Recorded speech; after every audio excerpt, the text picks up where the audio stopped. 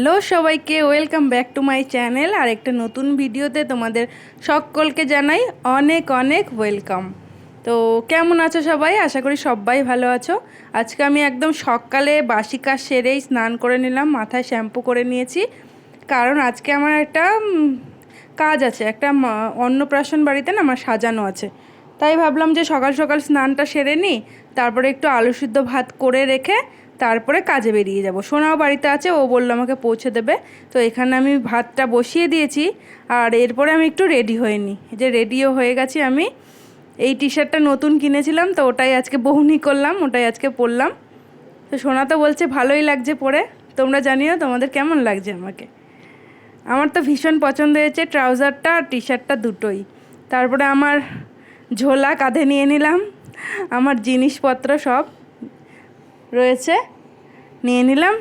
সেদিন সকালটা মেঘলাই ছিল, তারপরে আমি বেরোনোর সময় দেখছিলাম যে না ভালো রোদ উঠেছে, তাই আবার সানগ্লাসটা পরে নিলাম। তো আমার কাজ সব কিছু মিটিয়ে তারপরে তোমাদের সঙ্গে আবার কথা বলবো। তো চলো, সোনা বাইকটা বের করছে, আমি বললাম তুমি বাইকটা বের করো, আমি আস্তে আস্তে বেরোতে থাকি। কাজটা অনেক দিন আগেই বুকিং হয়েছিল আমার, তো আজকে সেই কাজটা এসে পৌঁছেছে আমার কাছে। এরপরে বাড়িতে এসে আবার মা বললো রান্নাবাড়ি করবে, সোনা বললো মাছ নিয়ে আসবে নতুন হাট থেকে। আসার পথে ও মাছ নিয়ে আসবে, তারপরে মা রান্না করবে আজকে। আমি শুধু আলু সিদ্ধ ভাত করে গেলাম। তো বেরিয়ে পড়েছি। দেখো আকাশটা এখনও মেঘলা মেঘলাই রয়েছে, তবে কিন্তু রোদও উঠেছে, মানে একদিকে রোদ একদিকে বৃষ্টি হচ্ছে না, আবার রোদটাও খুব উঠেছে, আবার অনেকটা দিক মেঘ ঢাকা। এদিকে আমার স্কুল আর এদিকে আমাদের শিব মন্দির। তো আমি পৌঁছে গেছি, আমার ব্রাইড কমপ্লিটও হয়ে গেছে। সরি, ব্রাইড না, মানে মা আর কি বলবো, অন্নপ্রাশন ছিল, তো বাচ্চার মা সেজেছে, তো ও রেডি হয়ে গেছে। হেয়ার স্টাইলটা এরকম চেয়েছিল, ও যেরকম ডিমান্ড ছিল আমি সেরকম সাজিয়েছি, শুধু বলেছিল ফ্লাওয়ার বান করবে।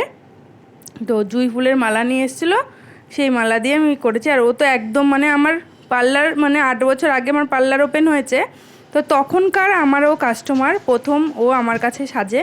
তো আমার সাজানো ওর তখন খুব পছন্দ হয়েছিল। তখন তো আমি ব্রাইডাল জানতাম না, তারও মানে 2 বছর পরে ব্রাইডাল করেছি, তখন নতুন নতুন ব্রাইডাল উঠেছে। তার আগে আমি যেরকম পারতাম সেরকমই সাজিয়েছি। তো আসার পরে দুপুরে খাওয়া দাওয়া করে রেস্ট নিলাম, আর এখন তো সন্ধে হয়ে গেছে। সোনা আবার একটুখানি ছাতুর শরবত বানিয়ে দিল লেবু টেবু দিয়ে। আমার তো ভীষণ ভাগ্য, আর কি বলবো, ভাগ্য খুলে গেছে। আমি বসে রয়েছি আর আমার বর ছাতুর শরবত বানিয়ে দিচ্ছে। টেস্টও হয়েছিল ছাতুর শরবতটা।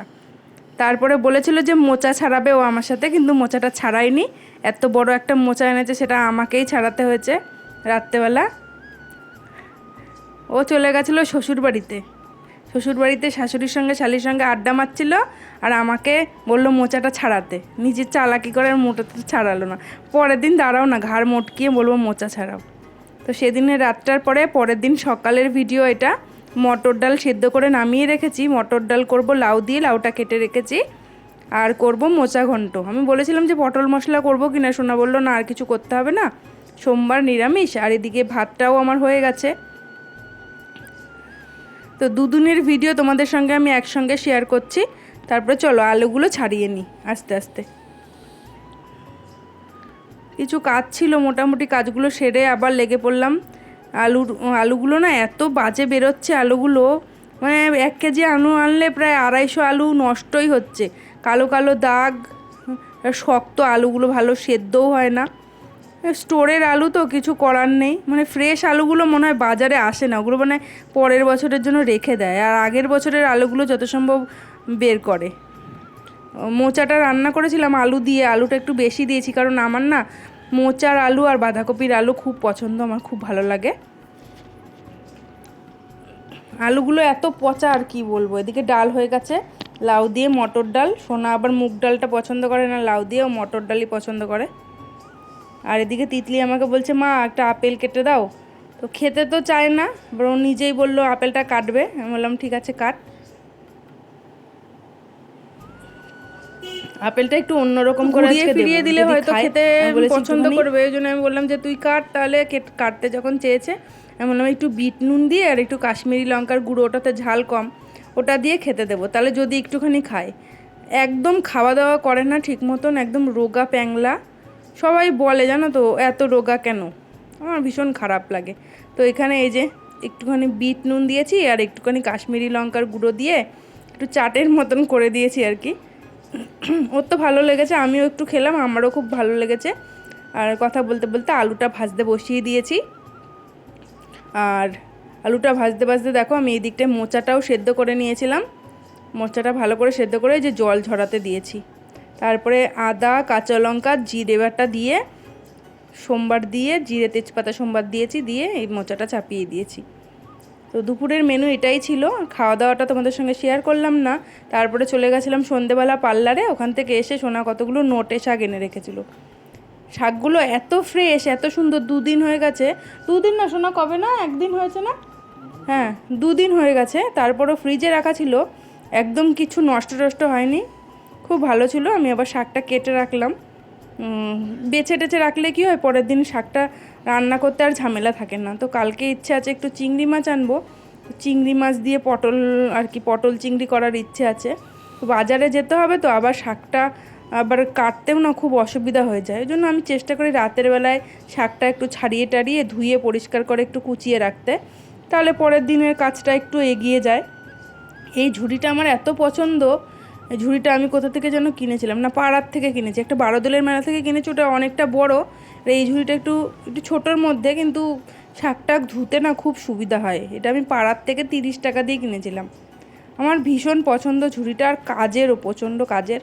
ওর একটু বেশি সবজি হলে, একটু শাক বেশি হলে, মোটামুটি ঘরের খাওয়ার মতো শাক হলে আমার এটাতে ধোয়া হয়ে যায়, খুব ভালো হয় ধোয়া। আগেকার দিনে না আরও কঞ্চির ঝুড়ি পাওয়া যেত। আমি যখন ছোটো ছিলাম তখন কঞ্চির ঝুড়ি পাওয়া যেত। এখন আর কঞ্চির ঝুড়ি সেরকমভাবে পাওয়া যায় না, বাঁশের ঝুড়িগুলোই কিনি। আর ঝুড়িগুলো আমার এত পছন্দ হয়। এখন না কিছু ঘরটা করার পর থেকে না শুধু সংসারের জিনিসপত্র কিনতেই বেশি ভালো লাগে। নিজের জিনিসের থেকেও মনে হয় সংসারের টুকিটাকি জিনিস কিনি, ওটা যেন বেশি ভালো লাগে। একসময় ভাবতাম মা আগে যখন কিনতো সংসারের টুকিটাকি জিনিস, ভাবতাম কি কেনে এইসব, জামা কাপড় কিনতে পারে তো, সাজার জিনিস কিনতে পারে। কিন্তু এখন তো আমি মা হয়েছি, আমারও নতুন সংসার হয়েছে, ঘর হয়েছে। তো এখন আমার ইচ্ছা হয় যে আমি ওই রকমভাবে সংসারটাকে গুছাতে, নিজেকে গুছাতে আর এখন অতটা ভালো লাগে না। প্রফেশনের জন্য আমার নিজেকে মেনটেন রাখা উচিত, কিন্তু আমি ততটাও রাখতে পারি না যতটা প্রয়োজন। তো আজকের জন্য ভিডিওটা এই পর্যন্তই। সবাই ভালো থেকো, সুস্থ থেকো আর সাবধানে থেকো। দেখা হবে আরেকটা নতুন ভিডিওতে। তো এটা বলতে বলতে মোটামুটি আমার কাজ কমপ্লিট হয়ে গেল। তোমাদের সঙ্গে আবার পরে কথা বলবো। হ্যাঁ, আজকে আসি, দেখা হবে অন্য আরেকটা ভিডিওতে।